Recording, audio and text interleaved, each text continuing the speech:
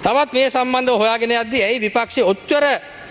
මේ ප්‍රශ්න ගැන ඔච්චර උනන්දු වෙන්නේ ඔච්චර මහන්සි වෙන්නේ කියලා බලද්දී මට දැන් ලැබුණා ලේඛනයක් මේකත් මම සභාගත කරන්නම් විපක්ෂයට අදාළ දැන් වත්මන් සහ හිටපු മന്ത്രിවරුන්ගේ දේශපාලන සම්බන්ධ තියන අයගේ මේ ලේඛනය පටන් ගන්නේ මේක විශේෂයෙන් ගත්තොත් එහෙම හැම පළාතකම තියෙනවා විශේෂයෙන් මේ ලේඛනය පටන් ගන්නේ හයිටෙක් කාබන්ස් ප්‍රයිවට් ලිමිටඩ් කියන ආයතනය මේ ආයතනෙත් එක්ක තියෙන දේශපාලන සම්බන්ධය අපි හොයාගෙන බලද්දී මිසිස් චන්ද්‍රිකා බණ්ඩාරනායක කුමාරතුංග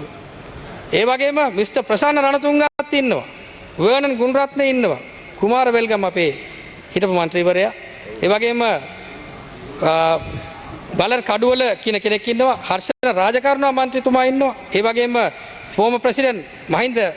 රාජපක්ෂගේ PSO මහත්තයාගේ නම තියෙනවා ඒ වගේම ගත්තොත් එහෙම පියසේන ගහමගේ මහත්තයාගේ පුතුන්ගේ නමට තියෙනවා ඒ වගේම ගාමිණී සෙන්රත් මහත්තයාගේ සහෝදරෝ කියලා කියනවා ඒ වගේම ගත්තොත් එහෙම ගයන්ත කරුණාතිලක මහත්තයාගේ සහෝදරයෙක්ගේ නමටත් තියෙනවා එහෙම තමයි තියෙන්නේ වාර්තාව හරි ඒ වගේම ගත්තොත් එහෙම විශේෂයෙන් මගේ දිස්ත්‍රික්කයේ ගත්තත් බොහෝ දේශපාලන අධිකාරියට මේ සම්බන්ධව තියෙනවා ඒ වගේම අකිල විලාත් කාර්යවසම් මැතිතුමාට තියෙනවා ඒ වගේම ගත්තොත් එහෙම LG අපේ දිස්ත්‍රික්කයේ ගත්තොත් එහෙම අපේ පළාත් සභාවේ හිටපු සභාපතිනියටත් පර්මිට් එකක් තියෙනවා කාලම් නිරෝධපරගණ්ඩද ඉතින් එහෙම ගත්තොත් එහෙම තව විනාඩියක් දෙන්න කරු මුලසුන් මන්ත්‍රීතුමා එහෙම ගත්තොත් එහෙම බොහෝ මේ දේශපාලන සම්බන්ධට අදාළ අය